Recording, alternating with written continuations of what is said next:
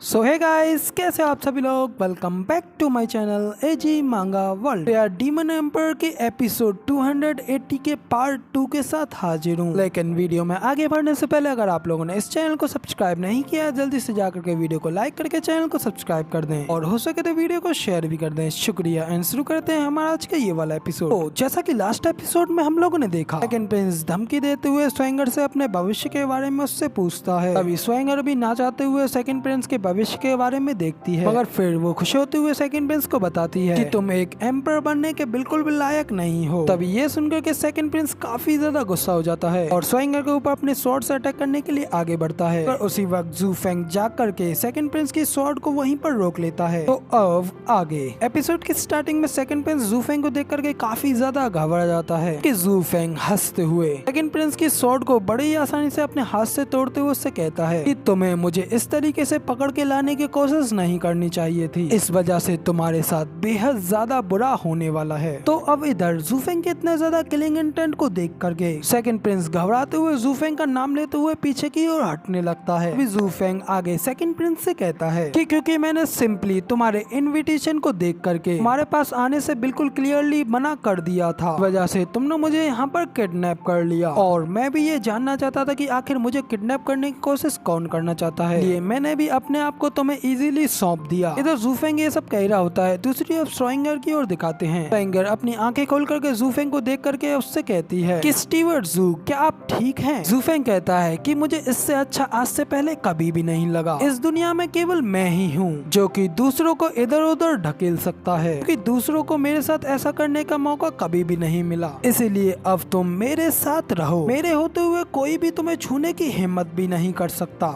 जू फेंग की ये बात सुन करके स्वयंवर काफी ज्यादा खुश हो जाती है। दूसरी ओर एंसेस्टर हुआंग भी काफी ज्यादा हैरान होते हुए कहता है कि आखिर ये कैसे पॉसिबल हो सकता है, केवल सिर्फ और सिर्फ मैं ही हूँ जो कि अपने इस हजारों साल पुराने सपने से बने हुए पॉइजन से दूसरों को उठा सकता हूँ। जू फेंग एंसेस्टर हुआंग की ये बात सुनकर के हंसते हुए उससे कहता है कि अगर कोई एक चीज है जिसकी कि मुझे कोई परवाह नहीं है, तो वो चीज कुछ और नहीं बल्कि जहर है। फिर चाहे ये नारकोटिक हो या नैरकोटिक, मुझ पर इन चीजों का कुछ भी असर नहीं होता, क्योंकि मैं अभी जहाँ जिस पोजीशन पे हूँ वहाँ ना तो मेरा सामना रीजेंट स्टेट कर सकता है और ना ही कोई 7 हाउसेस जिसमें कि पिल्किंग हॉल भी शामिल है। अब जबकि वो सब मिलकर के भी मेरा सामना नहीं कर पाए, तो तुम्हारे जैसा एक धोखेबाज मेरा सामना क्या ही कर सकता है। मैं तो उस समय बस बेहोश होने का ढोंग कर रहा था, क्योंकि मैं काफी ज्यादा क्यूरियस था ये जानने के लिए कि अब भी मेरे बारे में इतना ज्यादा खींचने की हिम्मत किसने की। फिर इतना कह करके जू फेंग सेकंड प्रिंस की ओर देख करके हंसते हुए कहता है कि लो और बिहोल्ड, ये सब बेवकूफी थी, कुछ अभी भी मुझे परेशान कर रहा है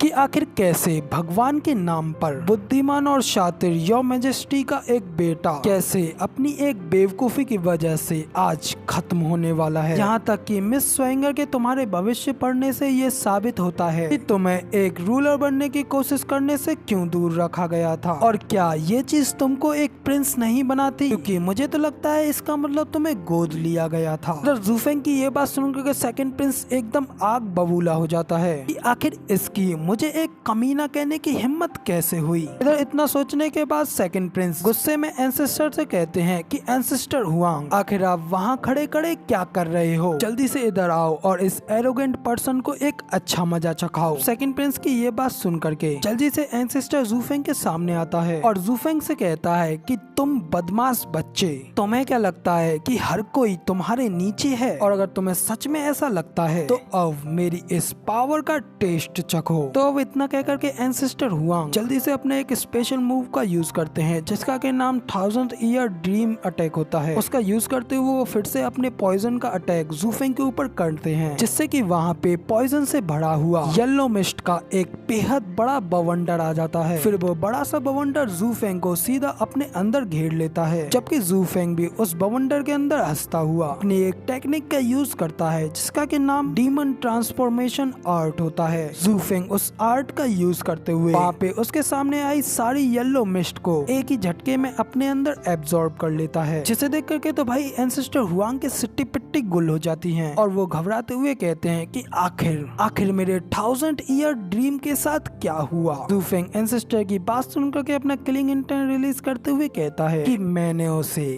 खा लिया। इधर एंसेस्टर हुआंग ये सुनकर के और भी ज्यादा घबरा जाते हैं और वहाँ पे कांपने लगते हैं। फिर वो कांपते हुए अपने मन में कहते हैं कि जैसा कि मैंने रूमर्स से इस जूफेंग के बारे में सुना था, ये तो उससे भी बेहद ज्यादा पावरफुल है। यहाँ तक कि मेरा सबसे ज्यादा स्ट्रॉन्गेस्ट पॉइजन भी इसका कुछ भी नहीं बिगाड़ पाया और बिना पॉइजन के तो मैं इसका कुछ भी नहीं कर सकता, क्योंकि ये एक बॉडी कल्टिवेटर है, जबकि मैं तो सिर्फ अपने पॉइजन का ही यूज कर सकता हूँ। इसका मतलब तो ये है अगर मैंने इसका सामना किया तो ये बिल्कुल ऐसा होगा जैसे कि मैं अपनी मौत का इंतजार कर रहा हूँ। तो अब एंसेस्टर हुआंग ये सोचने के बाद जल्दी से अपनी येलो मिस्ट का यूज करते हुए वहाँ से उड़ते हुए भाग जाते हैं और भागते हुए वो सेकंड प्रिंस से कहते जाते हैं कि योर हाइनेस, आप ये मत भूलना कि आप अभी भी मेरे 12 पिल्स के कर्जदार रहेंगे। इधर सेकंड प्रिंस भी जैसे ही एंसेस्टर हुआंग को वहाँ से भागता हुआ देखते हैं तो वो उनको आवाज लगाकर रोकने की कोशिश करते हैं, मगर एंसेस्टर हुआंग कहाँ रुकने वाले थे। उसी वक्त हमें जूफेंग की ओर दिखाया जाता है जहाँ पे कि जूफेंग अपनी आंखों में अपनी गोल्डन पावर्स को रिलीज करते हुए अपने एक सेक्सी से लुक को दिखाता है और इसके साथ ही हमारा ये वाला एपिसोड यहाँ पे कंप्लीट हो जाता है। तो अब इसका नेक्स्ट एपिसोड आप लोगों को कल देखने को मिलेगा। फिलहाल के लिए वीडियो पसंद आई हो तो यार एक लाइक कर देना और कमेंट में जरूर बताना कि आपको ये वाला एपिसोड कैसा लगा। साथ ही इसके नेक्स्ट पार्ट को देखने के लिए इस चैनल को सब्सक्राइब बिना कुछ सोचे कर लेना ताकि इसका नेक्स्ट एपिसोड आप लोगों तक सबसे पहले पहुंचे। इसके बाद मैं मिलता हूँ आप लोगों से अगली वीडियो में, तब तक के लिए टाटा बाय बाय,